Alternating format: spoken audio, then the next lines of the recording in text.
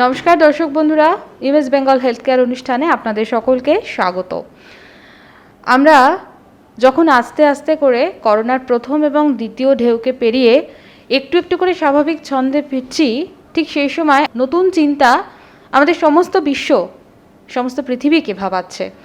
সেটি হচ্ছে ওমিক্রন, করোনার নতুন ভ্যারিয়েন্ট। এই করোনার নতুন ভ্যারিয়েন্ট সত্যি কতটা উদ্বেগের, সেই বিষয়ে কথা বলতে আমরা এখন চলে এসেছি মেডিকা সুপার স্পেশালিটি হসপিটালে এবং আমরা কথা বলে নেব senior cardiac surgeon doctor Kunal সরকারের সঙ্গে। ডাক্তারবাবু, প্রথমেই আপনাকে ইমেজ বেঙ্গলের নমস্কার। নমস্কার। ডাক্তারবাবু, যেটা নিয়ে শুরু করেছিলাম যে প্রচণ্ড উদ্বেগে মানুষ, গতকাল দুজন মানুষের ভারতবর্ষে ধরা পড়েছে যে ওমিক্রনের ভ্যারিয়েন্ট, আমেরিকাতেও একজনের ধরা পড়েছে। তো আস্তে আস্তে কি ওমিক্রন বিস্তার ঘটাচ্ছে? আমাদের কতগুলো জিনিস দেখো, উদ্বেগ তো নিশ্চয়ই আছে, কারণ এটা নিয়ে তো এখন আমাদের আক্ষেপ করে লাভ নেই যে কেন আমরা 100 বছরের মধ্যে আমাদের জীবদ্দশাতেই এই 2-2.5 কি 3 বছর একটা মহামারী, অতিমারী, প্যান্ডেমিক এর মধ্যে দিয়ে বাঁচতে হলো। তো এই নিয়ে তো দেয়ালে মাথা ঠুকে কোনো লাভ নেই।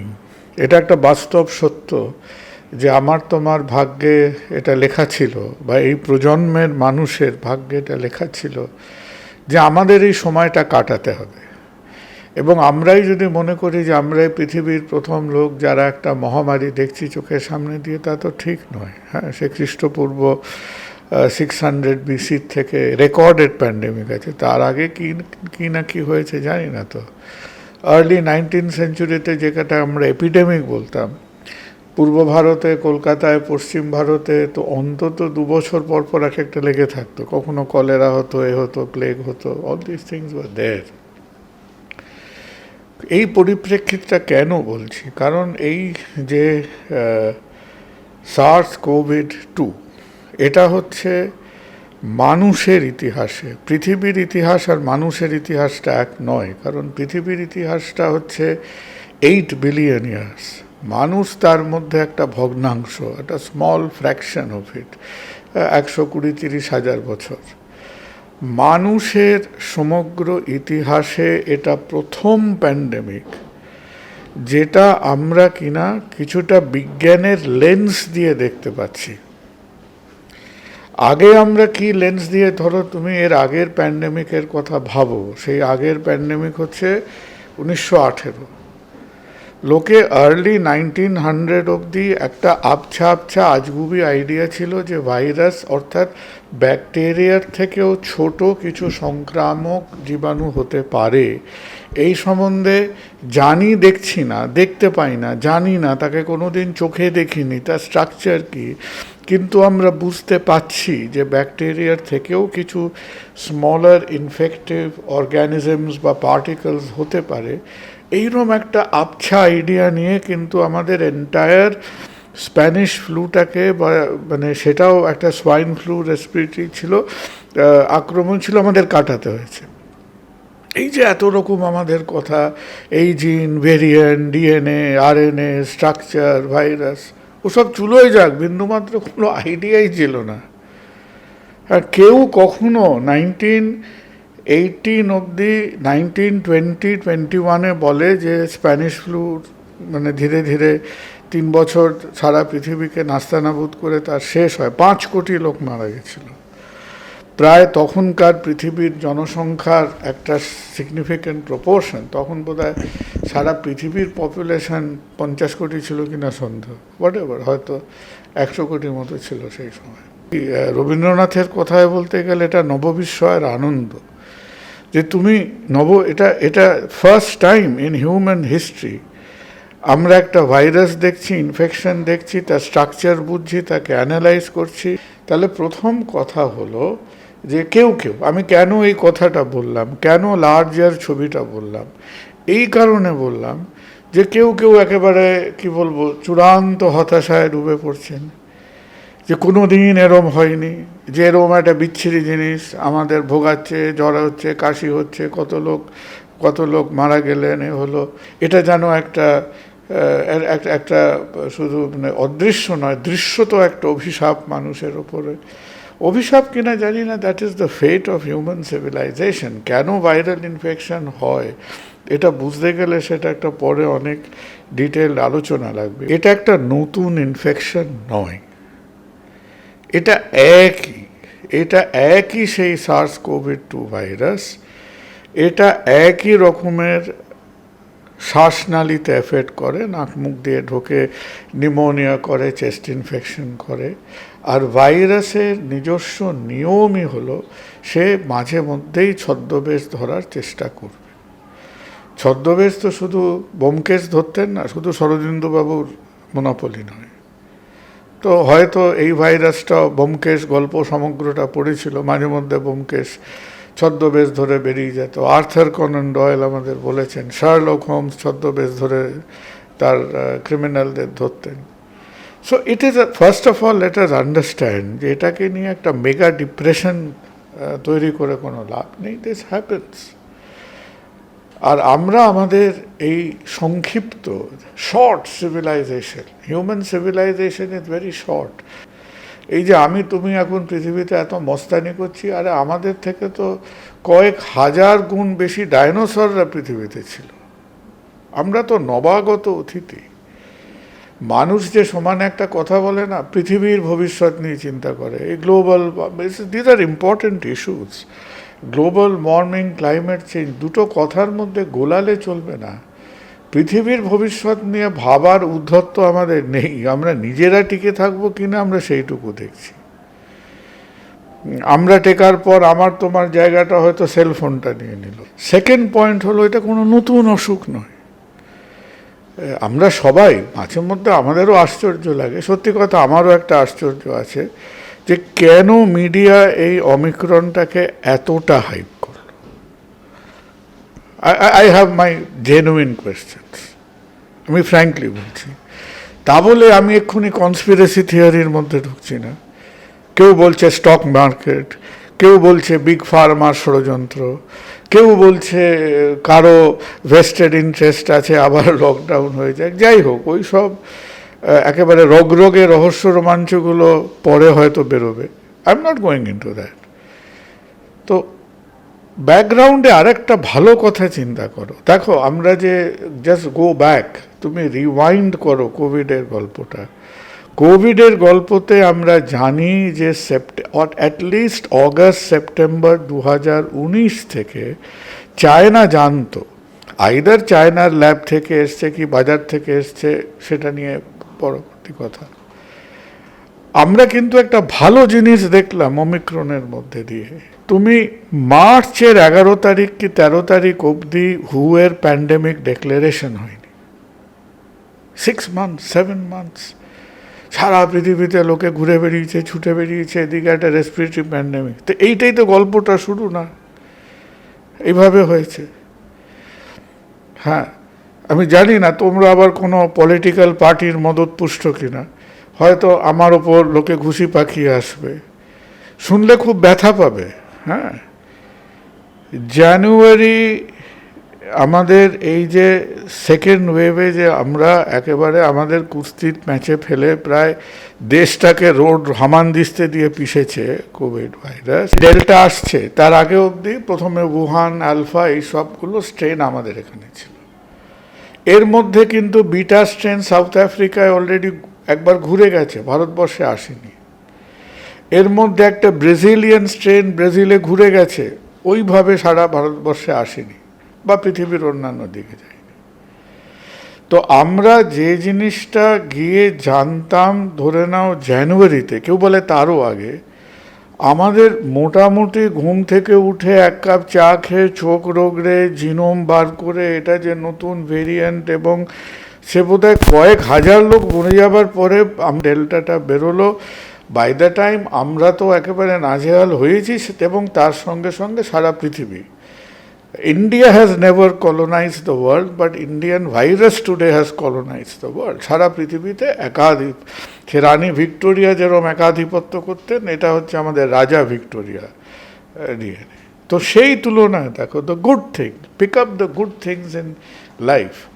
দ্য গুড থিং ইজ, হ্যাঁ, সাউথ আফ্রিকা 5 দিনের মধ্যে, 5 days, যেখানে চায়না 6 থেকে 7 মাস, যেখানে ইন্ডিয়া অন্তত তার ভাত ঘুম ভাঙতে ভাঙতে 3.5 মাস চলে গেছিল, সেখানে within a week South Africa তার ফার্স্ট নোটিফিকেশনের পরে এখন আমরা কি শুনছি? আমরা শুনছি যে হ্যাঁ, জিনিসটা মানে এটা কালির ছিটে দেওয়ার কোনো ব্যাপারই না, কিন্তু হঠাৎ করে আইডেন্টিটিটা সাউথ আফ্রিকার হয়ে গেছে। কিন্তু এটা তার আগে নেদারল্যান্ডসে ছিল বলছে, তার আগে জার্মানিতে ছিল। কিন্তু একটা দেশ, তার মধ্যে হয়তো আমেরিকার ক্ষমতা নেই, ইউরোপের দম্ভ নেই, সে হয়তো একেবারে পৃথিবীর মধ্যে সেই ব্রাহ্মণ কুলশ্রেষ্ঠ বলে সে বসে থাকে না। আমাদেরই সমগোত্রীয় একটা দেশ, আয় ব্যয়, জিডিপি, এডুকেশন, সিভিলাইজেশনে। তো ফার্স্ট অফ অল এইটাকে কুর্নিশ করো, এটাকে সেলাম করো যে 5 দিনের মধ্যে সেই দেশটা ট্রান্সপারেন্সি তারা জেনেছে, স্ট্রেট ওয়ে সায়েন্টিফিক প্ল্যাটফর্ম দিয়ে পৃথিবীকে বলেছে।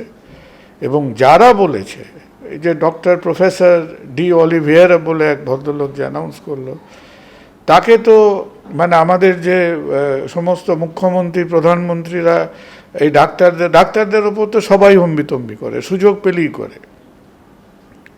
শুধু আমাদের হাসপাতালে পেটায় তা নয়, আমাদের সুযোগ পেলে যারই হাতে একটা ছড়ি থাকে আমাদের পেটায়। তখন সেই ভদ্রলোক প্রচুর পেটানি খাচ্ছে, মানে ফিগারেটিভলি। ওদের প্রেসিডেন্ট মানে সিরিল রামাফোসা প্রচণ্ড খেপে গেছে তার উপরে। হ্যাঁ, তুমি আমাদের সঙ্গে কথা না বলে, না বলে একটা সায়েন্টিফিক প্ল্যাটফর্মে হুকে জানিয়ে দিলে, করলে। ওকে জানালে হয়তো পলিটিশিয়ানরা কি করে, পলিটিশিয়ানরা তো কোনো জিনিস বলতে জানে না, চাপতে জানে। ওকে বললে হয়তো ব্যাপারটা একটু 15 দিন আরও চেপে যেত। এনিওয়ে, সেটা হয়নি। So first of all look at this thing. এই যে আমরা কোভিডের, আরে ভাই মরতে তো একদিন হবেই। জ্বরে মরলে না, গাড়ি চাপা পড়ে মরলো না, লোকে পাড়ায় কেউ গুলি করে দিল, কিডনিটা পচে গেল, হার্ট অ্যাটাক হলো, দিস আর ইনসিডেন্টস। কিন্তু আমার তোমার জীবদ্দশায় এই যে 3-2.5 বছরের যে একটা experience of a life time আমাদের চোখের মধ্যে দিয়ে গেল। So first of all identify this thing. আমার কাছে এখনও একটা এক্সেপশনাল ঘটনা ঘটে থাকে, সেটা আজও হচ্ছে 5 দিনের মধ্যে সাউথ আফ্রিকা ক্লিয়ারলি দ্ব্যর্থহীন ভাষায় একটা সায়েন্টিফিক স্টেটমেন্ট, ট্রান্সপারেন্ট স্টেটমেন্ট পৃথিবীর সামনে। এইবার সবাই এখন মুখে ঘোমটা টেনে বসছিল। জার্মানি বলছে হ্যাঁ আমরাও দেখেছি, নেদারল্যান্ডসে প্রচুর কেস আছে। আমাদের অনেক বন্ধু নেদারল্যান্ড, সাউথ আফ্রিকায় কাজ করে। আমার ফোনটা নিয়ে কে চলে গেছে, আমার ফোনে এখন প্রায় আমাদের একটা গ্রুপ আছে। তো আমি কিছুটা বেপরোয়া লোক। So I will tell you, in my analysis I don't think Omicron will be a disaster. First reason is reaction has been fast, very fast. এই রিয়াকশন যদি উহান দেখাতে পারত, চায়না দেখাতে পারত, তাহলে ডেফিনেটলি পৃথিবীকে এত ভুগতে হতো না, প্রশ্ন উঠতো না। হ্যাঁ, আমরা 6 মাস একেবারে যাকে বলে এতে ছেড়ে দিয়েছিলাম, টোটাল বলে না negligence. So first of all reaction has been fast. Secondly is যে কথাটার এখনও আমি কোনো সায়েন্টিফিক বেসিস দেখিনি, যে হ্যাঁ সায়েন্টিফিক বেসিস কোন জিনিসটার আছে, স্ট্রাকচারটা ডিফারেন্ট। এর একটা বডি আছে, খোঁচা খোঁচা প্রোটিন আছে। তোমরা সবাই শুনেছ যে 50টার ওপরে চেঞ্জেস বা মিউটেশন আছে। অ্যান্ড সামহাও এই ছেলেটা তার বেশিরভাগ মিউটেশন করেছে স্পাইক প্রোটিনের উপর। কেন সেটা আমাদের কাছে অর্থবহ? কারণ স্পাইক প্রোটিনটা দিয়ে সে আমাদের শরীরে ঢোকে, আর আমরা বেশিরভাগ যত ভ্যাকসিন করছি, প্রায় 19, একটা শুধু ভ্যাকসিন আমি জানি যেটা non spike protein. Almost every vaccine is targeted, because corona virus অনেক রকমের হয়। এই করোনা ভাইরাসটা আমাদের পক্ষে এত জ্বালাতন করছে বিকজ ওর স্পাইক প্রোটিনটাই সে গায়ে কাঁটা মানে সে কাঁটা তারের চোর কাঁটার মতো, that is the troublesome part. So spike স্ট্রাকচারটা ডেফিনেটলি জানা আছে এবং একেবারে সঙ্গত কারণে সায়েন্টিস্টরা এটাতে বলেছেন যেটা দেখতে ভালো লাগছে না। এবার আমরা যখন এইটা নিয়ে তাদের কথাবার্তা বলতে শুরু করলাম, they have been very fast, কিন্তু সাউথ আফ্রিকাতে কম বেশি 15 থেকে 20 দিন কিন্তু ওরা এটাকে চোখে দেখছে। 2 উইকস, কেউ বলছে 15-20 ডেজ। তাহলে কি ঘটেছে ওখানে? ওখানে এইটে অ্যাটলিস্ট ডেল্টার সমান স্পিডে ছড়াতে পারে, হায়ার ট্রান্সমিসিবিলিটি। সেকেন্ড হচ্ছে এত রকম চেঞ্জ হয়েছে বলে, ধরো তোমার একবার হয়ে গেছে, আমি ভ্যাকসিনেটেড, তার মানে তোমার কিছুটা, তোমার যদি একবার হয়ে গিয়ে থাকে আর তোমার যদি কিছু সিমটম থাকে, তাহলে কিন্তু তোমার ইমিউনিটি আমার চাইতে অনেক বেশি। আমার হয়নি, আমি vaccinated, so we both have resistance. আমার দেওয়ালটা হয়তো প্লাস্টিকের, তোমার দেওয়ালটা হচ্ছে সিমেন্টের। সো এই যে previous exposure to the disease or vaccination থেকে রিইনফেকশন হতে পারে, ঢুকে পড়তে পারে, যেটা আমাদের অনেকের বোঝার। দেখুন, আমরা মানে এই বিচ্ছিরি সময়টা দিয়ে কাটাতে কাটাতে সবাইরই তো মানে দৃষ্টিভঙ্গিটা স্বচ্ছ থাকে না। ইনফেকশন হওয়া আর সিরিয়াস ডিজিজ হওয়া দুটোর মধ্যে তফাৎ আছে। হ্যাঁ, ঘরে ঘরে জ্বর হচ্ছে, ঘরে ঘরে সর্দি হচ্ছে, লোকের নাক ফ্যাচ করছে, চোখ লাল হচ্ছে, গায়ে ব্যথা হচ্ছে, হয়নি কোনো লোক আছে? তখন কি আপনি এটাকে মহামারী বলে মনে করতেন না? কারণ সেটা মহামারী ছিল না, একটা লোকের হতো, পাড়ায় 5,000-এর মধ্যে 5 জনের হতো, বাকি লোকেদের হতো না। সো যেটা বলছিলাম তোমাকে, যে দুটো ক্যাটেগরি ডিফারেন্ট। সে হয়তো ঢুকে পড়ছে, দেওয়ালটা টপকে এটা টপকে ঢুকে পড়ছে। So I think so far এই 3 উইকস অনেস্টলি হয়তো হয়নি। ইফ ইউ কাউন্ট নেদারল্যান্ডস, তাহলে 3 উইকস হয়ে গেছে উইদাউট ফেল। স্প্রেড করে, স্প্রেড করতে সে কসুর করে না। রিইনফেক্টিভিটি রেটস রাফলি, তুমি যদি রিইনফেক্টিভিটির ডেটা চাও, আমি রিইনফেক্টিভিটির ডেটা অনেক দেশ থেকে দেখিনি, ইংল্যান্ড থেকে দেখেছি, কারণ ইংল্যান্ড এবং সাউথ আফ্রিকার জনসংখ্যা প্রায় এক। হ্যাঁ, সাউথ আফ্রিকার কিন্তু ওদের 3টে ওয়েভ হয়ে গেছে এবং এই ব্যাপারটা হবার আগে ওরা একদম লো লেভেলে ছিল। ইংল্যান্ড কিন্তু এখনও সব খুলে টুলে দিয়ে খেলা টেলা দেখে ইংল্যান্ড কী করছিল, ইংল্যান্ড ওপেন আপ, কিন্তু অনেক কেস হচ্ছিল। 6 কোটি জনসংখ্যা, তার মধ্যে ডেইলি 20 থেকে 30,000 কেস হচ্ছিল। কিন্তু ইংল্যান্ড দেখেছিল তাদের ভ্যাকসিনেশন কাভারেজ ওয়াজ মোর দ্যান 80%। সুতরাং সিরিয়াস ডিজিজ কম হচ্ছে, হসপিটালাইজেশন কম হচ্ছে, মোস্টলি মাইল্ড ডিজিজ। তারা বলল এবার আমাদের স্বচ্ছন্দ জীবনে ফিরে, মানে স্বচ্ছন্দ নয়, নর্মাল ইকোনমিক এডুকেশনাল এই অ্যাক্টিভিটিতে ফিরে আসতে হবে। তো south Africa was a different picture. South আফ্রিকায় 3টে ওয়েভ হয়ে গেছে, তারা লো লেভেলে ছিল যতক্ষণ এই ভদ্রলোক এলো। So the experience, if you count Netherlands etcetera যদি কাউন্ট করো, তাহলে ইংল্যান্ড যখন এই যে বেশ ভারী সংখ্যায় কেস হচ্ছিল এভরিডে, ওরা তো অনেক করেছে, প্রচুর first country in the world, যারা ওই ছোটো কিছু দেশ, ইসরায়েল, বাহরেন, ইউএই যদি বাদ দাও, একটা মোটামুটি সাইজের কান্ট্রি হিসেবে ওরা প্রথম যারা 80%+ ক্রস করে, এখন বুস্টার দিচ্ছে। তো ওরা কিন্তু ওদের টোটাল যা ইনফেকশন, তার মধ্যে আইদার এফেক্টেড বা ভ্যাকসিনেটেড আবার ইনফেকশন হচ্ছে, এটা 15 থেকে 20% দেখিয়েছে টোটাল। তোমার যদি আজকে তুমি বলো আমার 100টায় নতুন ইনফেকশন হয়েছে, তাহলে তার 20 জন হবে এমন যারা কিন্তু হয় ভ্যাকসিনেটেড বা প্রিভিয়াসলি এক্সপোজড। সো মেবি এখন আমরা যদি এই অমিক্রন থেকে 100টা নতুন ইনফেকশন থেকে মেবি তুমি দেখবে যে রিইনফেকশন রেট একটু বেশি হতে পারে। কত হবে 20 থেকে বেড়ে সেটা 30 হবে না 40 হবে, উই ডোন্ট নো। কেউ কেউ একেবারে বুক চাপড়ে কপাল চাপড়ে বলে দিয়েছে 16 গুণ বেশি, 15 গুণ বেশি। তাহলে তো পৃথিবীর সবাইরই 3বার করে হতে হয়। তো that is an absurd statement, not right. So it is transmissible, সেটা ছড়াচ্ছে, রিইনফেকশন হবে এই নিয়ে কারণ ও তো আর আমার তোমার সঙ্গে ঠাট্টা করতে অতগুলো অ্যামিনো অ্যাসিড বা বেস পেয়ারিং চেঞ্জ করেনি, একটা অভিসন্ধি নিয়ে। তো অভিসন্ধিটা কী ছিল? অভিসন্ধি ছিল আমি কারো শরীরে ঢুকে থাকলে আমার বংশবৃদ্ধি, reinfection rates will be higher. দুটো আরও ভাইটাল কোয়েশ্চেন হচ্ছে, as a result of that already more than a few thousand তোমার Omicron is there in the world. Touch wood এখনও অবধি যে সেই প্রপোর্শনে, ধরো এটা যদি 1000টা কেস যদি এ না হয়ে যদি ডেল্টা হতো, যদি অমিক্রন না হয়ে ডেল্টা হতো, এই 1000টা কেসের মধ্যে অলরেডি তুমি দেখতে তোমার অ্যাটলিস্ট 20-25 ডেথস হতো।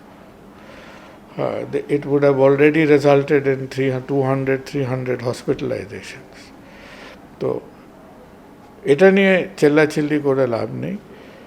এখন